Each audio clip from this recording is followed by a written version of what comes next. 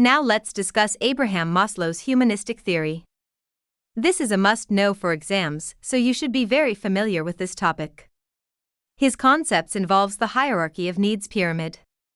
In nursing, the goal is to help the patient achieve basic needs first, which is at the bottom of the pyramid. First is physiological needs, second is safety and security, third is love and belonging, fourth is self-esteem, and fifth is self-actualization. Physiological. The most basic needs are food, oxygen, water, sleep, sex, and a constant body temperature. If all needs were deprived, this level would take priority. Safety and security. Once physiological needs are met, the safety needs emerge. These needs include security, protection, freedom from fear, and the need for structure, order, and limits. Love and belonging.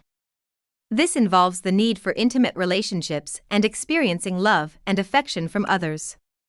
Self-esteem. People need to have a high self-regard and have it reflect to them from others. Self-actualization. People strive to become everything they are capable of. Other terms used in mental nursing includes transference and countertransference. Transference develops when the client experiences feelings toward the nurse or therapist that were originally held toward significant others. Countertransference is the healthcare worker's unconscious, personal response to the client.